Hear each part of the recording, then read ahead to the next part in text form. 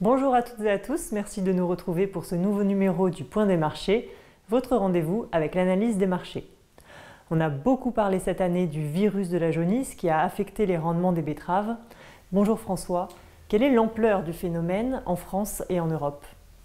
Effectivement, Adèle, la saison betteravière 2020-2021 va rester comme certainement l'une des plus compliquées en Europe et surtout en France, puisque c'est la France qui est le pays le plus touché par cette épidémie de jaunisse virale sur les plantations de betteraves.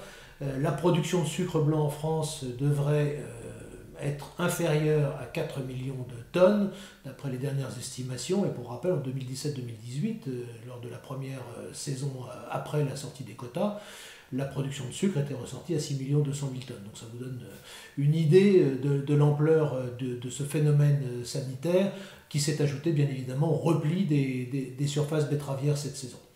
Alors, comme je vous le disais, la France est le plus touchée et parallèlement, si on regarde ce qui se passe en Europe, on voit que l'Allemagne, qui était le deuxième producteur de sucre en Europe, est moins touchée par cette épidémie de jaunisse. Et donc, la production de sucre blanc en Allemagne risque d'être supérieure pour la première fois à celle de la France.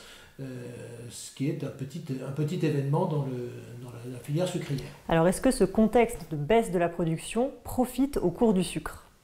Oui, effectivement. Donc les cours du sucre, d'une façon générale, sur un plan mondial, sont bien orientés. On a connu une forte hausse depuis le creux atteint à la fin avril, au moment où l'épidémie de coronavirus avait impacté l'ensemble des matières premières. Les cours du sucre au niveau mondial ont rebondi d'environ 60% depuis cette date, ce qui est tout à fait considérable.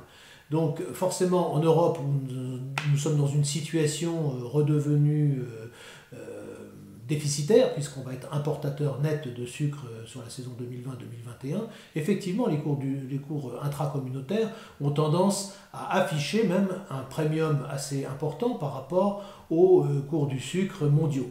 Donc ce qui veut dire que pratiquement les cours du sucre pratiqués à l'heure actuelle en Europe sont assez proches de l'ancien seuil d'intervention en vigueur à l'époque des quotas, qui était de 404 € la tonne, et donc on a des prix qui sont effectivement plus satisfaisants pour les producteurs de sucre et également donc pour les cultivateurs de betteraves.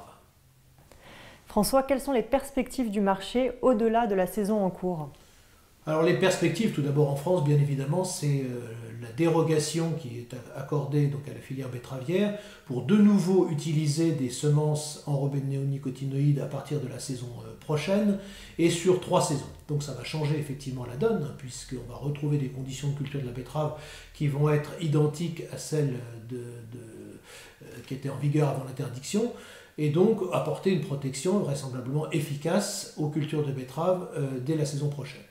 Sinon, sur le plan mondial, on peut dire que le Brésil, qui avait donc connu une forte hausse de sa production la saison passée en raison des affections des producteurs pour l'éthanol, en raison des mesures de confinement et des restrictions de déplacement.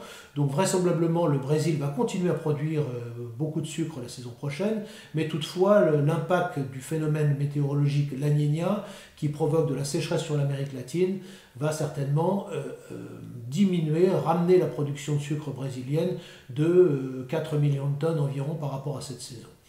Sinon, les autres pays producteurs, l'Inde devrait faire un petit peu plus de sucre, la Thaïlande est toujours frappée par ce problème de sécheresse, et la grande inconnue, bien sûr, ça sera le niveau de la consommation mondiale compte tenu de cette épidémie de coronavirus qui dure et qui impacte lourdement toute la consommation de sucre hors foyer, c'est-à-dire qui est liée à l'organisation d'événements culturels ou sportifs et qui pour l'instant ne reprend pas. Pour finir, quel est le conseil d'Agritel pour les producteurs? Oui, écoutez, on va terminer par une note d'optimisme, puisque les cours du sucre et de la betterave, comme je le disais, sont quand même plus favorables.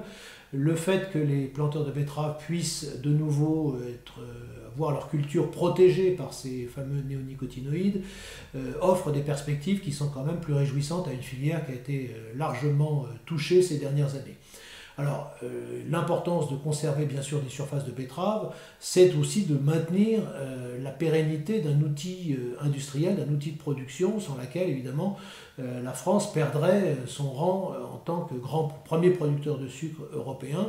Et donc il est important, avec ces perspectives, que l'ensemble des planteurs de betteraves ne soient pas découragés par ces dernières années compliquées et puissent entrevoir à la fois le facteur, je dirais, sanitaire et le facteur prix qui s'avère plutôt favorable pour la prochaine saison. Merci François, merci à toutes et à tous de nous avoir suivis. Rendez-vous dans 15 jours pour un prochain point des marchés.